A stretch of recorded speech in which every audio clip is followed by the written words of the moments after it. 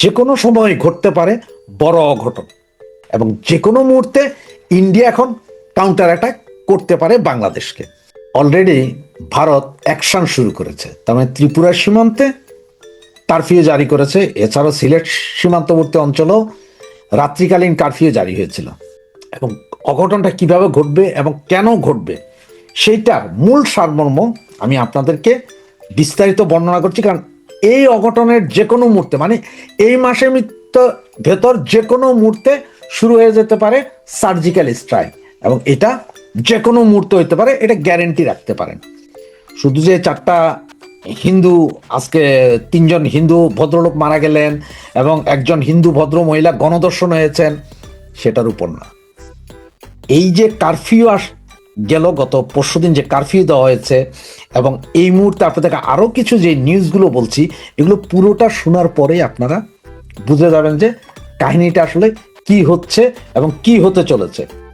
বাংলাদেশ ভারত সীমান্তে, বাংলাদেশ এবং ভারতের সীমান্তে আসাম এবং ত্রিপুরা এই দুই রাজ্যে 11 জন জঙ্গি ধরা হয়েছে। এবং 1 বছর ধরে ইন্ডিয়াকে অস্থিতিশীল করার জন্য বাংলাদেশ সেনাবাহিনীর সাবেক 25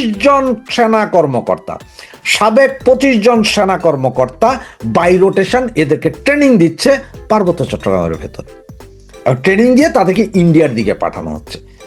এগুলো সব রিপোর্ট অলরেডি বাংলাদেশ সরকারের কাছে আছে, যেটার ভয়ে ইন্ডিয়ান অ্যাম্বাসেডারকে ডাকছিল। কারণ এই ঘটনা যখন চাউর হয়ে যাবে, হয়তো অ্যাম্বাসির উপর আক্রমণ হইতে পারে, আবার ইন্ডিয়া হয়তো সমস্ত অ্যাম্বাসির সবগুলোর ধরে ফেলতে পারে ওইখানে, এবং যে কোনো মুহূর্তে সার্জিক্যাল স্ট্রাইক পার্বত্য চট্টগ্রাম সহ ওই যে ঢাকা শহরে সেনাবাহিনীর একটা আছে না, ক্লাব আছে না, কি জানি ক্লাব, সেনা ক্লাব না কি, ওইটার ভিতরে যে কোনো মুহূর্তে চালাইয়া দিতে পারে অ্যাটাক। এবং এই গ্রুপ পুরাটা কে চালনা করতেছে, পয়সা করে দিচ্ছে হচ্ছে যে বাংলাদেশ সেনাবাহিনীর অংশ এবং পাকিস্তানের ইন্টেলিজেন্স ব্রাঞ্চ এখানে টাকা পয়সা এবং অস্ত্রশস্ত্র দিচ্ছে। এই খবরের পরেই ইন্ডিয়ার নড়েচড়ে বসছে, এবং এই জন্যই বলছে আপনাদের যে কোনো মুহূর্তে, মানে এই জানুয়ারি মাসের যে কোনো মুহূর্তে সার্জিক্যাল স্ট্রাইক হওয়ার সম্ভাবনা আছে। আর এই জঙ্গি যারা, মানে ভারত সীমান্তের কাছে যে জঙ্গি, এরা হচ্ছে যে ইসলামিক ইমাম মাহমুদ কাফেলার একটি অংশ। ইমাম মাহমুদ কাফেলাটার প্রতিষ্ঠা কিন্তু বাংলাদেশে হয়েছে 2023 সালে। এই ইমাম মাহমুদ কাফেলার অনেককে ধরা হয়েছিল বাংলাদেশে, এবং সেই জঙ্গি সংগঠনেরই 11 জন বর্তমানে ভারতের ত্রিপুরা এবং আসাম রাজ্যে ধরছে। তো ভারত বাংলাদেশ সীমান্তের চতুর্দিকে নিরাপত্তা বলয় অলরেডি তৈরি করেছে ভারতের বিভিন্ন অঞ্চলের গোয়েন্দারা, প্রশাসনিক যে কর্মকর্তারা আছে, এরা কিন্তু সার্বক্ষণিক চোখ রাখছিল। আর এই চোখ রাখার কারণেই এই নতুন জঙ্গি কাঠামো, যেটা মানে ইমাম মাহমুদ কাফেলা, এই কাফেলার আপনার 11 জনকে বিএসএফ ধরছে। এবং বিএসএফ সরাসরি তথ্য উপাত্ত এবং গোয়েন্দা রিপোর্টের ভিত্তিতে এই 11 জনকে ধরছে, এবং 11 জনকে ধরার সাথে সাথে এটা বাংলাদেশের সরকারকে জানানো হয়েছে রাতেই। আর এই ঘটনা ঘটছে আপনার 28 তারিখ দিবাগত রাত, মানে 29 তারিখ পড়ে গেছে। আপনাদের নিশ্চয় মনে আছে যে 29 তারিখে খালেদা জিয়ার মৃত্যু ডিক্লারের আগেই ঢাকা থেকে আমাদের বাংলাদেশের যে অ্যাম্বাসেডার আছে, ওনাকে জরুরি তলব করেছিল বাংলাদেশ। এই জরুরি তলবের মূল কাহিনীটা ছিল যে এইটা, যে এই যেই 11 জনকে ধরছে, তার মধ্যে 3 জন বাংলাদেশি, বাকিরা ওইখানকার মুসলমান গোষ্ঠী, যাদেরকে বাংলাদেশ সে সন্ত্রাসী গোষ্ঠীগুলা আপনার কম্প্রোমাইজ করছে, যে মানে ভারতে একটা গন্ডগোল লাগার জন্য। আর আসাম ত্রিপুরায় আমাদের বাংলাদেশের আইএমকে নেটওয়ার্ক, যেটা মানে ইমাম মাহমুদ কাফেলার যে নেটওয়ার্ক, এটা আসাম এবং ত্রিপুরাতেও আছে। ওখানকার কিছু মুসলমানকে এরা অ্যাড করছে, করে এই কাহিনীটা যে ওখানে আসাম এবং ত্রিপুরাতে একটা ইসলামিক বিপ্লবের মতন ঘটানোর জন্য, যেটা সব বারবার আমাদের এই যে বিভিন্ন উপদেষ্টা এবং বিভিন্ন ওই যে এনসিপি আলারাও বলছিল। আপনারা জানেন যে এনসিপি আলারাও বলছিল যে আমরা ভারতের বিচ্ছিন্নতাবাদীদের এই সহযোগিতা করবো, এদেরকে দেশে আনবো, এদেরকে দেশে রাখবো, এদেরকে এই করব, ওদের প্রশিক্ষণ দিব। এখন যেটা বিএসএফ যেটা বের করেছে সেটা হচ্ছে যে আপনার এই যে 11 জন ধরছে এবং এই 11 জনের মধ্যে যে 3 জন বাংলাদেশি এবং বাংলাদেশে এদের যে নেটওয়ার্ক আছে এটা হচ্ছে আনসারুল্লাহ বাংলা টিম এবং আপনার জেএমবির সাথে সম্পর্ক। এই ইমাম মাহমুদ কাফেলা হচ্ছে যে জেএমবি এবং আনসারুল্লাহ বাংলা টিমের সমন্বিত গঠিত IMKK একটা সংগঠন। আর এই সংগঠন দ্বারাই তারা চালাইতে চাচ্ছে একটা কাহিনী। এবং ওখানে যে 2 জন বাঙালি ধরা হয়েছে 3 জন, তার মধ্যে একজনের নাম হচ্ছে ওমর, আরেকজনের নাম হচ্ছে খালেদ এবং ওমর এরা স্বীকার করেছে যে গত 1 বছর যাবত ইন্ডিয়ার কিছু সন্ত্রাসী গ্রুপকে ওরা কাজ করেছে এবং বাংলাদেশের কিছু ছেলে পেলে আছে জিহাদি মনোভাবপূর্ণ, এদেরকে বাংলাদেশের পার্বত্য চট্টগ্রামে সাবেক সেনাবাহিনীর কিছু কর্মকর্তা এবং বর্তমান সেনাবাহিনীতে অবস্থিত কিছু কর্মকর্তা মিলে ট্রেনিং দিয়েছে। আর ট্রেনিংয়ের সময় তাদের কাছ থেকে যেসব অস্ত্রশস্ত্র উদ্ধার হয়েছে, যে অস্ত্রশস্ত্র নিয়ে ইন্ডিয়া থেকে যে অস্ত্রশস্ত্র তারা ইন্ডিয়ায় ঢুকছিল সেগুলোরও অনেকগুলো অস্ত্রশস্ত্র অলরেডি উদ্ধার করছে হচ্ছে যে বিএসএফ। আর এই নেটওয়ার্কের পুরাটার শিকড় হচ্ছে যে বাংলাদেশ, মানে এরা বাংলাদেশে হচ্ছে যে মূল কাহিনী এই নেটওয়ার্ক এবং সীমান্ত পার হইয়া রেডিক্যাল কার্যক্রম চালাচ্ছে ইন্ডিয়াতে, মানে ইন্ডিয়াকে অস্থিতিশীল করো। এবং এই 2 জন ওমর এবং খালেদ 2 জন যারা ওই 11 জনের সাথে গ্রেপ্তার হয়েছে ইন্ডিয়াতে, এই 2 জন এইটাও স্বীকার করছে যেখানে পাকিস্তানের IS কর্মকর্তারাও ট্রেনিং দিছে পার্বত্য চট্টগ্রামে প্রায় 650 জিহাদি মৌলবাদী গোষ্ঠীকে ট্রেনিং দেওয়া হচ্ছে। এর মধ্যে রোহিঙ্গা আছে কিছু, আর বাঙালি আছে ম্যাক্সিমাম। এর মধ্যে 80% বাঙালি, 10% রোহিঙ্গা এবং 10% ইন্ডিয়ার বিভিন্ন অঞ্চলের কিছু সন্ত্রাসী গোষ্ঠী। এদেরকে আইনা ওই যে আপনার ইন্ডিয়ার 2-3টা ওই সাইডের যে সন্ত্রাসী গোষ্ঠী এদেরই নিয়ে নাকি এই ট্রেনিং ক্যাম্প চালু করছে। তার মধ্যে এটা সবগুলোই আমাদের বাংলাদেশ সেনাবাহিনীর সাবেক অবসরপ্রাপ্ত কর্মকর্তা এটা শিওর করছে, এবং সাথে আছে আপনার কিছু বর্তমান কর্মকর্তা। আপনারা সবাই জানেন যে ত্রিপুরার পার্বত্য চট্টগ্রাম জনসংযোগ সমিতি আছে PCJSS, এরা সশস্ত্র এবং 2024 সালে 13 জন সদস্য ভারতীয় ভূখণ্ডে প্রবেশের পর ধরা পড়ে, যাদের অনেকেই সশস্ত্র সংঘর্ষে আহত অবস্থায় ছিলেন 2024-এর লাস্টে, মানে নভেম্বর-ডিসেম্বরের দিকে, এটা 2024-এ। এবং গত পরশুদিন এই 29 তারিখে ধরা গেছে আরো 11 জন।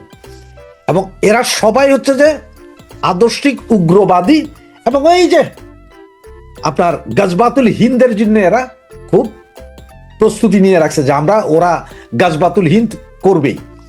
এই হচ্ছে যে এই যখন অবস্থা, তখন ভারত কিন্তু অলরেডি এটা বাংলাদেশকে জানাইছে এবং ওখানে যারা জঙ্গি আপনার যাদেরকে ধরছে তার মধ্যে বাংলাদেশি যে 3 জন, 2 জনের নাম জানা গেছে, ওমর এবং খালেদের কাছ থেকে বেশ কিছু অস্ত্র উদ্ধার হয়েছে, যে অস্ত্রের ছবিগুলো আমরা আপনাদেরকে অলরেডি দেখিয়েছি। এই অস্ত্র উদ্ধার হয়েছে এবং তার রেডিক্যালাইজেশন করে ইন্ডিয়াতে একটা বিশাল নেটওয়ার্ক করে একটা গন্ডগোল করতে চাইছে।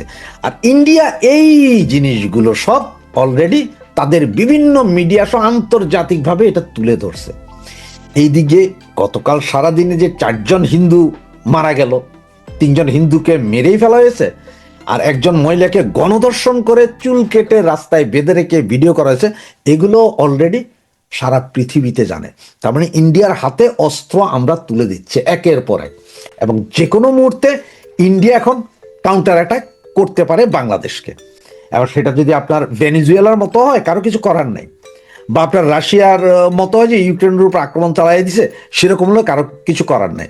যার কারণেই আপনার ত্রিপুরা সীমান্তে টোটাল আপনার কারফিউটা জারি করছে, কারণ হচ্ছে যারা সমস্ত খবর সমস্ত কিছু নিয়ে এটা করছে। এবং বাংলাদেশ সেনাবাহিনী নাকি অস্ত্রশস্ত্র সহ বর্ডার ক্রস করার জন্য এই জঙ্গিগুলোকে সহযোগিতা করছে। এখন এটা এমন একটা অবস্থা যে ত্রিপুরার গোমতী ও ধলাই জেলা সরাসরি কিন্তু বাংলাদেশের পার্বত্য অঞ্চলের সঙ্গে এবং দীর্ঘদিন যাবৎ সশস্ত্র উত্তেজনা চলছে। এবং আপনার গত ভিডিওতে আমি বলেছিলাম যে ইউপিডিএফ যেটা, আবার আপনার এখানে এই যে ওমর আর খালেদ কিন্তু সরাসরি ইউডিপি এর নেটওয়ার্কে ছিল ওরা। এবং ইউপিডিএফ কোনটা? ইউপিডিএফ যেটা আমাদের সশস্ত্র বাহিনী নিয়ন্ত্রণ করে। যে ইউপিডিএফ তো অবশ্য 4টা, আপনার ভারত ইয়েতে বাংলাদেশের পার্বত্য অঞ্চলে 4টা গ্রুপ আছে। জেএসএস আছে, সন্তুল আরমার গ্রুপ, ওটা অবশ্য এখন নিষ্ক্রিয়। জেএসএস সংস্কারপন্থী গ্রুপ, ওরা এখন অস্ত্র হাতে নিছে। ইউপিডিএফ প্রসিদ্ধ গ্রুপ, ওরাও অস্ত্র হাতে। ইউপিডিএফ গণতান্ত্রিক গ্রুপ, ওদের কাছেও অস্ত্র আছে। কুকি চীনের কাছেও অস্ত্র আছে। এবং ইউপিডিএফ আরেকটা আছে যেটা সেনাবাহিনী নিয়ন্ত্রণ করে, সেনাবাহিনী প্রশিক্ষণ দেয়, সেনাবাহিনীর সদস্যরা ওই ইউপিডিএফ এর নাম দিয়ে বাকিগুলোরে মারে। সেই সেনাবাহিনীর অংশটা, সেনাবাহিনীর সেই লোকগুলাই এখন এই ইউপিডিএফই ইন্ডিয়ার বিভিন্ন অঞ্চলে ঢুকার চেষ্টা করতেছে এবং সেখানে ইন্ডিয়াকে অস্থিতিশীল করার চেষ্টা করতেছে। এই রিপোর্টটা পাওয়ার পরে এবং এই 11 জন ধরার পরে এবং যে 2 জন বাংলাদেশের নাম বললাম, ওমর এবং খালেদ যখন সরাসরি স্বীকার করলো যে ওরা ইউপিডিএফ এর অরিজিন কর্মী, এখন আইএমকে নেটওয়ার্কের সাথে যুক্ত, যেটা আপনাদের বললাম যে ইমাম মাহমুদ কাফেলা, এই সবগুলো জানার পরে এবং তারা এটাও স্বীকার করলো যে তাদের ট্রেনিং সমস্ত কিছু বাংলাদেশ সেনাবাহিনীর নিয়ন্ত্রণে হয়। আমাদের দর্শক কমেন্টস একটা কমেন্ট করেছেন, তিনি বলছেন বাংলাদেশের বর্তমান সরকার ভোট বানচাল করার জন্য ভারতের সাথে যোগ করতে চাইছে। যদি 2-3 মিনিটে বিষয়টা একটু আলোচনা করেন। না এটা তো উনি যেটা বলছেন এটা তো শিওর কথা। এখন আমরা যা আলোচনা করতে এই তো শিওর, সেটার জন্যই তো বললাম যে এই সরকার এখন যেভাবে থাকা হচ্ছে ওদের নিরাপদ। কাদের মৌলবাদীদের দেখেন গতকাল সম্ভবত আমেরিকান এমবাসিতে গেছিল আপনার এই সার্জিস নাহিদ পাটোয়ারি সবগুলো মিলা, ওরা যায় ওখানে কথাবার্তা বইলা আসছে এবং ওদের যে কথাবার্তাতে কে প্রধানমন্ত্রী হবে বা কে বিরোধী নেতা হবে এটা এখন ঠিক করা হয়নি। তার মানে আমেরিকান এমবাসি ওদের কথাবার্তা থেকে বলতেছে আমেরিকান এমবাসি চায় না যে প্রধান বিরোধী দল যেই হোক সেটার নেতা জমাত হোক, বা যদি জামাত এবং এরা মিলে যাও আসে প্রধানমন্ত্রী হবে সার্জিস নাহিদ জমাতের ভাই প্রশ্ন মারা বাদ দেন, আমার এই ভালো লাগে না কি কারা এগুলো আকাশ কুসুম হিসাব করা তো আমি কমেন্ট দেখাইছি, কমেন্টে একটু আলোচনা করেন। আপনি তো হিসাবটা না বলতে তো আপনি কমেন্টস পাইবেন না যে এইটা যেটা আমেরিকা চায় না, তাইলে নির্বাচন বানচাল করতে হবে। আর নির্বাচন বানচাল করতে কারা নির্বাচন বানচাল করতে সুবিধা কার? জমাতের টাকার সুবিধা। ইনুস ভারতের সাথে গেঞ্জাম বাজলে নির্বাচন বানচাল হবে, এই কিভাবে আসে? এই যে ভারতীয় আন্দোলন, এই যে ভারতের এমবাসি উপরে আক্রমণ করে প্রথমে যায় ডিল বোম মেরে ভারতের এমবাসিতে, এখন আবার আপনারা ইউপিডিএফ দিয়ে সেনাবাহিনী ভারতকে ঢুকাইতে চাইতেছেন ত্রিপুরা, এখানে কারফিউ।